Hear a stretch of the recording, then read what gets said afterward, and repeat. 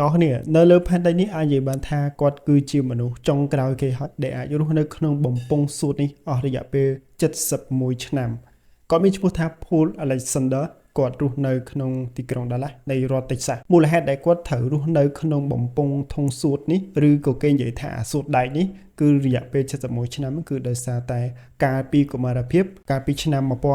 1952គាត់បានកើតជំងឺស្វិតដៃជើងម្យ៉ាងដែលមេរោគស្វិតដៃជើងនេះវាក៏ចូលទៅបំផ្លាញសរីរាង្គកាយរបស់គាត់ជាពិសេសគឺបំផ្លាញសួតរបស់គាត់ទាំងស្រុងតែម្ដងអញ្ចឹងហើយគ្រូពេទ្យដើម្បីរក្សាជីវិតរបស់គាត់គឺគេតម្រូវឲ្យគាត់រស់នៅក្នុងធុងនេះដែលវាជំនួយដល់ការដកដង្ហើមរបស់គាត់អញ្ចឹងចាប់តាំងពីអាយុ6ឆ្នាំរហូតមកគឺគាត់ត្រូវរស់នៅក្នុងធុងនេះដោយគាត់មានសមត្ថភាពត្រឹមតែរើបំលាស់គាត់មានសមត្ថភាពត្រឹមតែរើបំរាស់ក្បាលរបស់គាត់ប៉ុណ្ណោះឆ្វេងងាកស្ដាំឬក៏ញ៉ាំអីចឹងទាំងអស់គ្នាហើយសម្រាប់ការបន្ទោបង់វិញគេក៏បាន design បំពង់សួតនឹងឲ្យមានកន្លែងបន្ទោបង់នៅក្នុងនឹងផងដែរហើយអីដែលពិបាកបំផុតគឺបំពង់សួតដែកនេះគឺវាអាច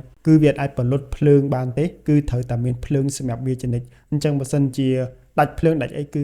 ពិបាកមែនទែនហើយកុំឃើញគាត់រស់នៅក្នុងធុងសួតដែកគាត់ជាមនុស្សពិការនៃភាពបែបនេះកុំវិយតម្លៃគាត់ទាំងអស់គ្នាគាត់គឺជាមនុស្សដ៏អស្ចារ្យម្នាក់គាត់គឺជា role model សម្រាប់មនុស្សគ្រប់គ្នាហើយជាពិសេសគឺគាត់រៀនបានច្រើនមែនទែនទោះបីជាគាត់ស្វិតដៃជើងគាត់រស់នៅបាននៅក្នុងធុងគាត់កម្រើកបានតែមាត់ឬក៏ក្បាលប៉ុន្តែគាត់បានបញ្ចប់ថ្នាក់មហាវិទ្យាល័យគាត់រៀនបានផ្នែកច្បាប់គាត់បញ្ចប់ផ្នែកច្បាប់រហូតក្លាយទៅជាមេធាវីហើយគាត់ក៏បានទៅសេសភៅ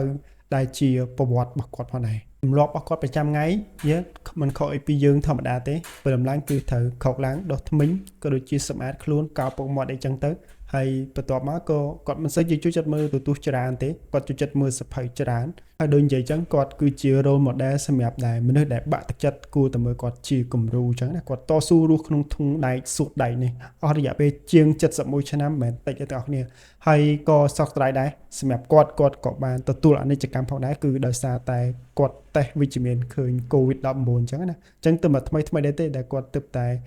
ស្លាប់បាត់បង់ជីវិតចឹងណាគឺដោយសារតែ COVID-19 វាយប្រហារគាត់ប៉ុន្តែរឿងដែលយើងត្រូវរៀនសូត្រពីគាត់គឺគាត់មានការតស៊ូខ្លាំងហើយទោះបីជាពិការភាពតែគាត់នៅតែអាចក្លាយទៅជាធនធានមនុស្សដែលមានចំណេះដឹងហើយក្លាយជាមេធាវីអាជីពបានទៀត